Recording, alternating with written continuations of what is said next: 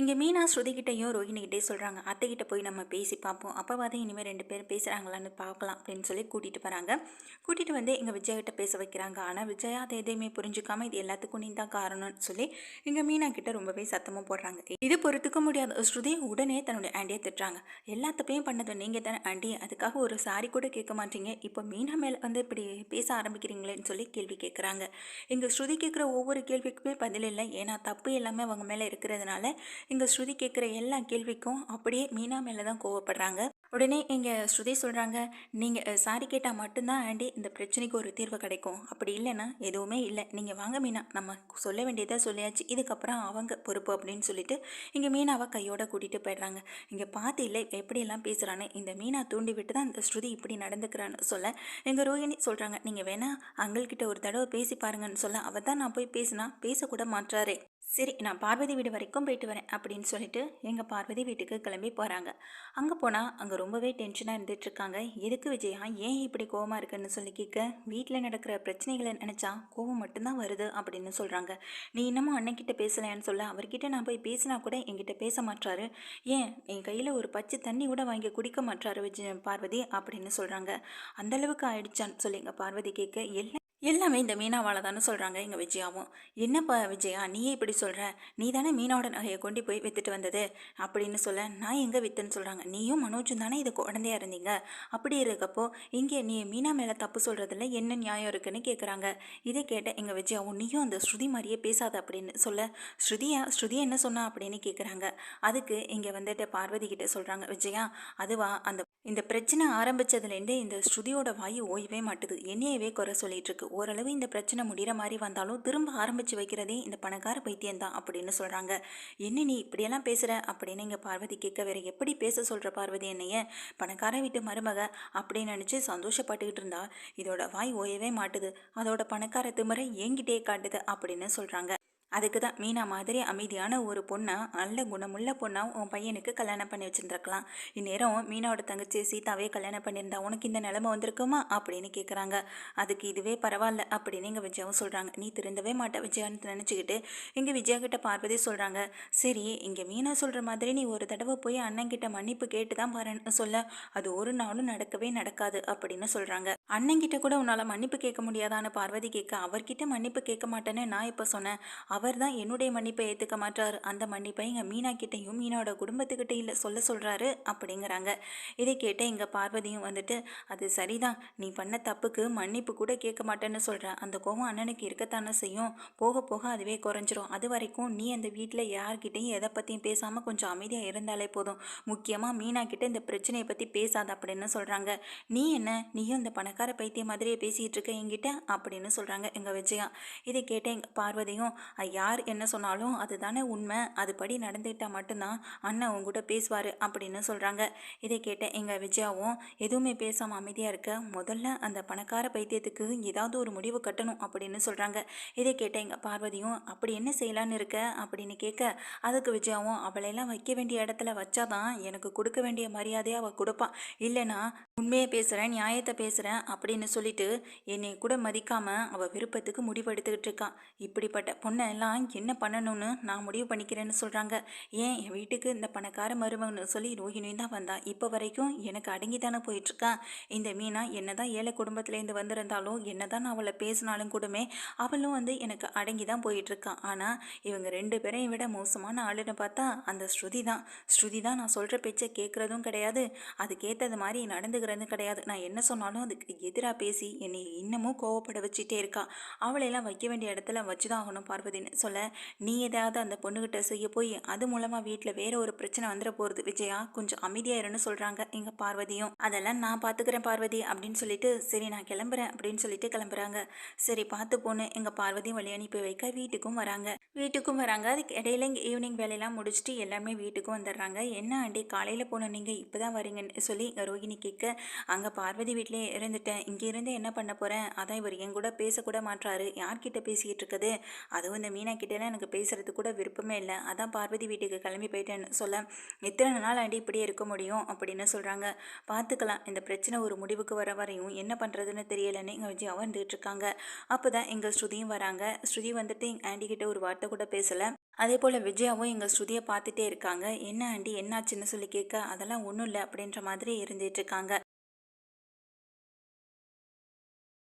இப்போ டைனிங் ஹாலில் தான் எல்லோரும் உட்காந்துருக்காங்க. அப்போ விஜயா கேட்குறாங்க, ஸ்ருதி கொஞ்சம் தண்ணி எடுத்து கொடுமா அப்படின்னு சொல்ல, ஆண்டி அது உங்கள் கைக்கு ஏற்ற தூரம் தானே இருக்குது, நீங்களே எடுத்துக்கலாமேன்னு இங்கே ஸ்ருதி சொல்கிறாங்க.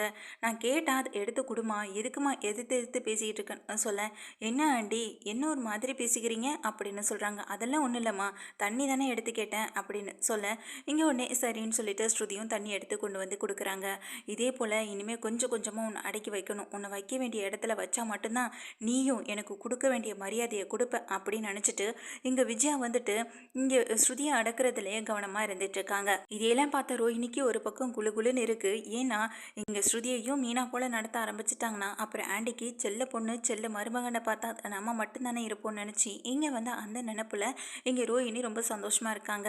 அப்போ தான் இங்கே ஸ்ருதி சொல்கிறாங்க, ஆமாம் ஆண்டி நேற்று நீங்கள் ஹாலில் தான் படுத்தீங்களான்னு சொல்ல, ஆமாம் என்ன இப்போதுக்கு அப்படின்னு கேட்குறாங்க. இன்றைக்கும் ஹாலில் தான் படுப்பீங்களா அப்படின்னு கேட்குறாங்க. ஆமாம் அதான் அவர் நான் தூங்குற இடத்துல தூங்க மாட்டாரு, நான் இருக்கிற இடத்துல இருக்க மாட்டாரு, வேற என்ன செய்ய சொல்கிறேனேன்னு சொல்ல, அதுக்கு தானே ஆண்டி ஒரே ஒரு மன்னிப்பு, அந்த மன்னிப்பை கேட்டுட்டீங்கன்னா நீங்களும் அங்கே அங்கிள் கூட ஒன்றா ரூமில் படுத்து தூங்கலாம், ஹாலில் படுத்து கஷ்டப்படணுன்ற அவசியம் இல்லை. ஏன் மீனாவும் முத்துவும் வெளியில் தூங்கணும் அப்படின்றப்பவே நீங்கள் அவ்வளோ பிரச்சனை பண்ணீங்க, அவங்க 2 பேரும் வெளியில் தான் படுத்தாகணும்னு சொன்னீங்க, கடைசியில் நிலைமையை பாருங்கள், நீங்களே படுக்க வேண்டிய நிலைமைக்கு வந்துட்டீங்க அப்படின்னு சொல்லி சிரிக்க விஜயாவுக்கு பயங்கர கோவத்தை ஏற்படுத்துது. வேற என்ன பேசுறதுன்னு கூட தெரியல எங்கள் ஸ்ருதி கிட்ட, இவகிட்ட வாயை கொடுக்கவும் முடியல, இவளை எப்படி அடக்கிறதுன்னு தெரியும். இங்கே விஜயா வெளிப்பதிங்க நின்றுட்டு இருக்காங்க. உடனே ஸ்ருதி சொல்கிறாங்க, அப்படியாம்மா என்னை பற்றி உனக்கு அவ்வளோ அக்கறையும் கவலையும் இருந்ததுன்னா பேசாமல் நீயும் ரவியும் வேணா வெளியில் வந்து படுத்துக்கோங்க, நான் உங்கள் ரூமில் படுத்துக்கிறேன்னு சொல்கிறாங்க எங்கள் விஜயா. இதை கேட்ட ஸ்ருதியும், அது எப்படி ஆண்டி நாங்கள் 2 பேரும் வெளியில் வந்து படுக்க முடியும், நாங்கள் என்ன உங்களை மாதிரி காலையிலேருந்து சும்மாவை வீட்டில் இருந்துட்டுருக்கோம், இல்லைன்னா மற்றவங்க வீட்டில் போய் கதை பேசுகிறதுக்காக போயிட்டு வரோம், இல்லையே நாங்கள் 2 பேரும் காலையிலேருந்து கஷ்டப்பட்டு வேலை பார்த்துட்டு வரோம், அப்படி இருக்கிறப்போ நாங்கள் ரூமில் படுக்கிறது தானே சரி அப்படின்னு சொல்கிறாங்க எங்கள் ஸ்ருதியும். இப்படி ஸ்ருதி வாய்க்கு வாய் பேசுகிறத பார்த்த விஜயாவுக்கு அடுத்து என்ன பதில் சொல்கிறதுன்னு கூட தெரியல. அன்னைக்கு நைட்டு எப்பொழுதும் போல் ஹாலில் தான் வந்து விஜயாவும் படுக்கிறாங்க. அந்நேரம் பார்த்து எங்கள் ஸ்ருதியை வெளியில் வர, ஸ்ருதி ஃபோன் பேசிகிட்டே வராங்க. சொல்லுங்க மம்மி அப்படின்னு சொல்லி பேசிகிட்டே வர, என்னாச்சுமா அப்படின்னு சொல்லி கேட்குறாங்க. அது ஒன்றும் இல்லை, இங்கே ஆண்டி படுத்திருந்தாங்க, கவனிக்காமல் வந்துட்டேன், நல்ல வேலை பார்த்து இல்லைன்னா வச்சு மிதிச்சிருப்பேன் மம்மி அப்படின்னு சொல்ல, என்ன எதுக்காக ஹாலில் படுத்திருக்காங்க, எதுவும் பிரச்சனையா அப்படின்னு சொல்லி கேட்குறாங்க. சேச்சா அதெல்லாம் ஒன்றும் எந்த பிரச்சனையும் இல்லை மம்மின்னு சொல்ல, அப்போது இங்கே முழிச்சிட்ட விஜயாவும், இவ மம்மிகிட்ட எல்லா விஷயத்தையும் சொல்லியிருப்பாளோ, அங்கே மீனா இவ்வளோது சொல்லியும் இவ எல்லா விஷயத்தையும் சொல்கிறா போலையே அப்படின்னு நினச்சிட்டு இங்கே வந்து விஜயா கோபத்தோட பார்க்குறாங்க ஸ்ருதியை. ஸ்ருதி சொல்கிறாங்க, அதெல்லாம் ஒன்றும் பிரச்சனை இல்லை மம்மி, ஆண்டிக்கு இங்கே ரூமில் படுத்தா தூக்கம் இல்லையா, அதான் வெளியில் வந்து படுத்திருக்காங்க அப்படின்னு சொல்கிறாங்க. அப்படியா ஸ்ருதி, சரி ஸ்ருதி நீயும் படுத்து தூங்கு, நான் காலையில் வரேன், அப்படி இல்லைன்னா நான் உன்னே ஸ்டுடியோவில் வந்து பார்க்குறேன் அப்படின்னு சொல்கிறாங்க. சரிங்க மம்மி அப்படின்னு சொல்லிட்டு இங்கே ஃபோனை கட் பண்ணிடுறாங்க. இப்போ எதுக்கு உங்கள் அம்மா கிட்ட ஃபோன் பண்ணி எல்லா விஷயத்தையும் சொன்னேன், அங்கே மீனா இவ்வளோ தூரம் வந்துட்டு இந்த விஷயத்த பேச வேணாம் சொல்ல வேணான்னு சொல்லியும் இப்படி எல்லாரும் தூங்கினதுக்கப்புறம் இந்த வீட்டில் நடக்கிற பிரச்சனைகள் எல்லாத்தையும் அம்மா கிட்ட ஃபோன் பண்ணி சொல்கிறேன்னா உனக்கு எவ்வளோ திமிரு இருக்கும் அப்படின்னு சொல்லி கேட்குறாங்க. இப்போ எதுக்கு ஆண்டி கோவப்படுறீங்க அப்படின்னு இங்கே வந்துட்டு ஸ்ருதியும் கேட்க, பின்ன இதுக்கெல்லாம் கோவப்படாமல் வேறு என்ன பண்ணுவாங்கன்னு சொல்கிறாங்க. இதை கேட்ட எங்கள் ஸ்ருதியும், இப்போ என்ன நடந்துச்சுன்னு என்கிட்ட இவ்வளோ ராங்காக பேசிகிட்டு இருக்கீங்க அப்படின்னு கேட்குறாங்க. என்னது உங்ககிட்ட நான் ராங்காக பேசுகிறேன்னா, நீ முதல்ல கொடுக்க வேண்டியவங்களுக்கு மரியாதை கொடுத்தா நான் எதுக்கு உங்ககிட்ட இப்படி பேச போகிறேன், இப்போ எதுக்காக உங்கள் அம்மா கிட்ட இந்த வீட்டில் நடக்கிற பிரச்சனையை சொன்னேன், இப்போது என்னைய உங்கள் அம்மா பார்த்து சிரிக்கணும், உங்கள் அப்பாவும் கைத்தட்டி சிரிக்கணும், இதுதானே உனக்கு வேணும், நான் பண்ண வேலை இப்போ ஊர் முழுக்க தெரியணும், அதுதானே உன்னோட விருப்பம்னு சொல்லி கேட்குறாங்க. இப்போ எதுக்காண்டி என்கிட்ட மீனா கிட்ட கோவப்படுற மாதிரி என்கிட்ட கோவப்படுறீங்கன்னு சொல்லி இங்கே ஸ்ருதியும் கேள்வி கேட்குறாங்க.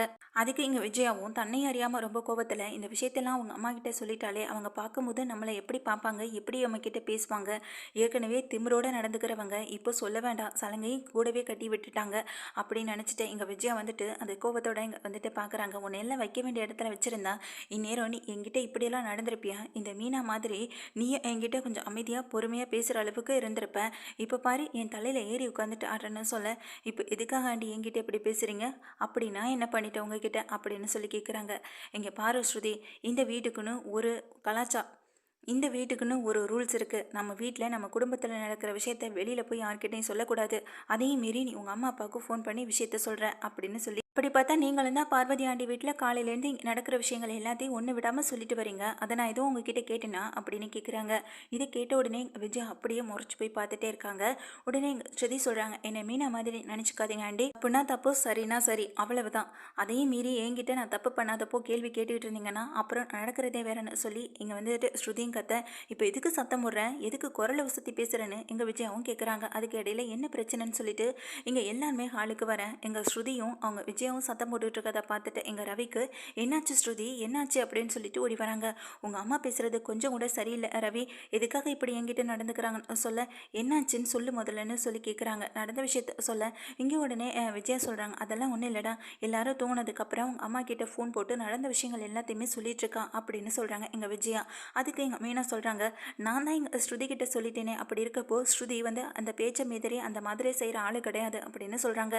இங்கே மீனாவுக்கு என்னை பற்றி தெரியிற விஷயம் நீங்கள் ஏன் ஆண்டி புரிஞ்சுக்காம பேசிகிட்டு இருக்கீங்க, எங்கள் அம்மா கிட்ட நான் சொல்லிட்டு இருந்த விஷயமே வேறு, அரையும் குறையுமா இப்படி காதில் வாங்கிக்கிட்டு இப்படி எல்லார் முன்னாடியும் என்னை நிற்க வச்சு கேள்வி கேட்டுட்ருக்கீங்க அப்படின்னு சொல்கிறாங்க. இங்கே பாரு ஸ்ருதி, எல்லாத்தையும் தெரிஞ்சுட்டு தான் நான் பேசுகிறேன், உன்னையெல்லாம் அப்படின்ற மாதிரி கை நீட்டி பேச உடனே எங்கள் ஸ்ருதிக்கு பயங்கரமான கோவம் வருது. இது நாள் வரைக்கும் எங்கள் அம்மா அப்பா கூட என்கிட்ட இப்படி நடந்துக்கிட்டது கிடையாது, ஆனால் நீங்கள் இன்னைக்கு என்கிட்ட நடந்துக்கிறது ரொம்ப வித்தியாசமாகவும் இருக்குது, ரொம்ப ஆச்சரியமாகவும் இருக்குது ஆண்டி அப்படின்னு சொல்ல, இனிமேல் இந்த வீட்டில் இப்படித்தான் அப்படின்னு சொல்கிறாங்க. இனிமேல் இந்த வீட்டில் எப்படித்தானா, அதுக்கப்புறம் நான் இதுக்கு இந்த வீட்டில் இருக்கணும் ரவி, உனக்காகவும் மீனாவுக்காகவும் மட்டும்தான் இந்த வீட்டில் நான் இவ்வளோ நாள் இருந்துகிட்டு இருந்தேன். அப்படி பார்க்க போனால் இவ்வளோ நாள் நான் இருந்ததே பெரிய விஷயம். உங்கள் அம்மாவுக்கு நான் இங்கே இருக்கிறது பிடிக்கல போல், அதுவும் மீனா கிட்ட நடந்துக்கிற மாதிரி என்கிட்ட நடந்துக்கிட்டாங்கன்னா நான் அப்போவே சொன்னேன் அதே போல் தான் நடக்கும், ஒரு நிமிஷம் கூட இந்த வீட்டில் இருக்கவே மாட்டேன், நான் பாட்டு கிளம்பி போயிட்டே இருப்பேன்னு சொல்ல, இதை கேட்டுக்கிட்டு இருந்த விஜயாவும், ஆனால் உடனே இதை வச்சு தானே மிரட்டிட்டு இருக்கான், நீ போனா போ, என் பையன் நீ நினைக்கிற மாதிரி உன் பின்னாடி எல்லாம் வரமாட்டான்னு சொல்ல, உடனே ஸ்ருதி கேட்குறாங்க, அப்படியே ரவி, நீ எங்கே தான் இருப்பியா இல்லை ஏன் கூட வருவியா அப்படின்னு கேட்குறாங்க. இப்போ எதுக்கு இந்த நைட் நேரத்தில் தேவையில்லாத பேச்சுன்னு சொல்லிட்டு எங்கள் அண்ணாமலையும் பார்க்குறாங்க. அண்ணாமலை சொல்கிறாங்க, ஸ்ருதி நீ உள்ளே போய் படுமா, இவ இப்படி தான் தேவையில்லாத பிரச்சனை வீட்டில் இருக்க ஒவ்வொருத்தவங்ககிட்டையும் பண்ணிக்கிட்டு இருப்பா, இதெல்லாம் காதில் வாங்கிக்கிட்டு இருந்தா நம்ம நிம்மதியாகவே வாழ முடியாது, நிம்மதியாக இருக்கணும்னு நினச்சிங்கன்னா இவகிட்ட பேசுகிறத குறைச்சிக்கோங்க, அதுதான் நல்லது அப்படின்னு சொல்கிறாங்க எங்கள் அண்ணாமலையும். இதை கேட்டேன் ஸ்ருதியும், நீங்கள் சொல்கிறதெல்லாம் சரிதான் அங்கிள், ஆனால் நீங்கள் பொறுமையாக இருக்கிற அளவுக்கும் மீனா பொறுமையாக இருக்கிற அளவுக்கும் என்னால் இருக்க முடியாதே, தப்புன்னா அதை சரியான நேரத்தில் தட்டி கேட்டுட்டு நான் போயிட்டே இருப்பேன், மீனா இடத்துல இந்நேரம் நான் இருந்திருந்தேன்னா இந்த வீட்டில் இவ்வளோ நேரம் நான் இருந்திருக்கவே மாட்டேன், எப்பயே கிளம்பி போயிட்டே இருந்திருப்பேன், இவங்க எனக்கு தேவையில்லைன்னு சொல்லிட்டு, ஆனால் என்கிட்ட இப்படியெல்லாம் நடந்துக்க வேண்டாம்னு சொல்லுங்க அங்கிள் அப்படின்னு சொல்கிறாங்க எங்கள் அண்ணாமலை கிட்ட ஸ்ருதியும். இதை கேட்டதுமே அண்ணாமலை முறைச்சி பார்க்குறாங்க விஜயாவை. விஜயாவும் எதுவுமே பேச முடியாமல் இங்கே நின்றுட்டு இருக்க உடனே ஸ்ருதிகிட்ட சொல்கிறாங்க, ஒன்றும் இல்லாத பிரச்சனையை எதுக்காக இப்படி ஊதி பெருசாக்குற, இப்போ இவர்கிட்ட சொல்லி இன்னமும் இவர் மேலே என்கிட்ட இருக்கிற கோவத்தை இன்னும் அதிகமாக்குற அப்படித்தானே அப்படின்னு கேட்குறாங்க. அதுக்கு ஸ்ருதியும், அந்த அவசியம் எனக்கு இல்லவே இல்லையாண்டி, உங்கள் வாய் மட்டுமே போதும் நீங்கள் பண்ண பிரச்சனைகள் எல்லாம் பெருசாகிறதுக்கும் உங்கள் மேலே இருக்கிற கோவம் பெருசாகிறதுக்கும், அப்படி சொல்ல போனால் நீங்கள் பண்ண பிரச்சனையால் தான் இன்ன வரைக்கும் அங்கிள் உங்ககிட்ட பேசாமலே இருந்துகிட்டு இருக்காங்க, இதில் புதுசாக வேறு பிரச்சனை பண்ணி பேசாமல் வேற போகணுமா அப்படின்னு கேட்குறாங்க ஸ்ருதியும். முதல்ல ரவிகிட்ட சொல்கிறாங்க, முதல்ல உன் பொண்டாட்டி வாயை அடக்கி வைடா, இவ வாய் பேச்சுக்கு அப்படின்னு சொல்லிட்டு பார்க்க, ஓ அந்தளவுக்கு ஆகிப்போச்சா, அப்போ நான் வீட்டில் என்னால் ஒரு நிமிஷம் கூட இருக்க முடியாது, இப்போவே கிளம்பு ரவி போகலாம் அப்படின்னு சொல்ல, ஒரு நிமிஷம் இருங்கம்மா, எதுக்குமா இப்படி பிரச்சனை பண்ணிக்கிறீங்க, இந்த வீட்டில் நடக்கிற பிரச்சனை போதாதான் சொல்ல, இங்கே அப்போ தான் முத்து சொல்கிறாங்க, பலகுரல் சொல்கிறதுல என்னப்பா தப்பு இருக்குது, இந்நேரம் மீனா எடுத்திருக்க வேண்டிய முடிவை இந்த பலகுரல் எடுக்குது, அவ்வளோதானே வித்தியாசம் சொல்ல, நீ வேண்ட இடையில வேற ஏண்டா அப்படின்ற மாதிரி பேசிட்டு இங்கே ரவிகிட்ட சொல்கிறாங்க, நீ முதல்ல ஸ்ருதியை உள்ளே கூட்டிகிட்டு போய் சமாதானப்படுத்து அப்படின்னு சொல்லி கூட்டிகிட்டு போகிறாங்க. கூட்டிகிட்டு போனதுக்கு பிறகு இங்கே விஜயா கிட்ட பேசாமல் பொதுவாக சொல்கிறாங்க, இந்த குடும்பத்தில் குடும்பம் ரெண்டாக போகிறதுக்கு முக்கியமான காரணம் யாருன்னு எல்லாருக்குமே தெரியும், அவங்க கொஞ்சம் வாயை அடக்கிட்டு இருந்தாங்கன்னா இந்த குடும்பமும் நல்லாயிருக்கும், மற்றவங்களை அடக்கி வைக்கணும்னு நினச்சா கடைசியில் பிரச்சனை எங்கே போய் முடியுன்றதை நல்லாவே தெரிஞ்சுக்கோங்க, கடைசியில் தனிமரமாக தான் நிற்கணும்னு முடிவு பண்ணிட்டா அதை மாற்றுறதுக்கு யாராலும் முடியாது, இப்போவே வீட்டில் இருக்க ஒவ்வொருத்தவங்களும் நீ பண்ணுற அட்டூழியத்தை நினச்சிட்டு அப்படியே பிரிஞ்சு போயிட்டுருக்காங்க, அதுபோல் இன்னும் நடக்கணும்னு நினச்சேன்னா அதுபடியே செய்யட்டும், நான் இனிமேல் எதுலையும் தலையிட போகிறதில்ல அப்படின்னு சொல்லிட்டு எங்கள் அண்ணாமலை உள்ளே போய்ட்றாங்க.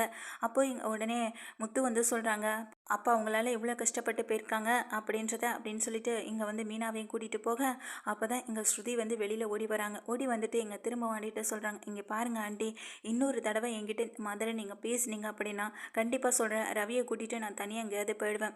அதுக்கப்புறம் நீங்கள் நினச்சா கூட எங்கள் 2 பேரையும் இந்த வீட்டுக்கு கூட்டிகிட்டு வர முடியவே முடியாது. அவங்கவுங்க எப்படி அவங்க விருப்பத்துக்கு இருக்கணும்னு நினைக்கிறாங்களோ அது போல் விட்டுருங்க. தப்பாக எதையாவது காதில் வாங்கிக்கிட்டு அந்த தவறான பழியை ஏன் மேலே போடணும்னு நினைக்காதீங்க. உன் பணக்கார திமிரை என்கிட்ட காட்டியான்னு சொல்லி உடனே எங்கள் விஜயா கேட்க, பணக்காரவங்களா இருந்தாலும் ஏழையாக இருந்தாலும் எல்லாருக்கும் ஓடுற அதே ரத்தம் தான் எல்லாருக்கும் ஓடுது. அதே தன்மானம் தான் எல்லாருக்கும் இருக்கும். அது காட்ட வேண்டிய இடத்துல காட்டி தான் ஆகணும். அதை தான் நானும் செஞ்சிட்ருக்கேன்னு எங்கள் ஸ்ருதியும் சொல்ல, இதை கேட்ட விஜயா வாயடைச்சு நின்றுட்டுருக்காங்க. உடனே எங்கள் ரோஹிணியும் அப்படியே பார்த்து திகைச்சு போய் நின்றுட்டுருக்க. நீ வா ரோஹிணி உள்ளே போகலான்னு சொல்லி எங்கள் மனோஜ் நைஸாக ரோஹிணியை உள்ளே கூட்டிகிட்டும் போயிடுறாங்க. அப்போ எங்கள் உடனே ஸ்ருதி சொல்கிறாங்க, இதுதான் ஆண்டி கடைசி வார்னிங்காக இருக்கணும். இதுக்கப்புறம் என்கிட்ட நீங்கள் இந்த மாதிரி நடந்துக்கிட்டிங்கன்னா அப்புறம் நான் எடுக்கிற முடிவை நினச்சி நீங்கள் வருத்தப்பட வேண்டியிருக்குன்னு சொல்லிட்டு ரொம்பவே ஒரு வார்னிங் கொடுத்துட்டு இங்கே உள்ளேயும் போய்ட்றாங்க. அதுக்குள்ளே எங்கள் ரவியை பார்த்து திகைச்சு நின்றுட்டுருக்க, இங்கே தன்னுடைய அம்மா கிட்ட ஒரு வார்த்தை கூட எதுவும் பேச முடியாமல் உள்ளேயும் போய்ட்றாங்க. கடைசியில் எங்கள் ஸ்ருதியை அடக்கணும்னு நினச்சி இவங்க தான் இப்போ எல்லாரும் முன்னாடி அசிங்கப்பட்டு அடங்கி போயிருக்காங்க எங்கள் விஜயாவும்.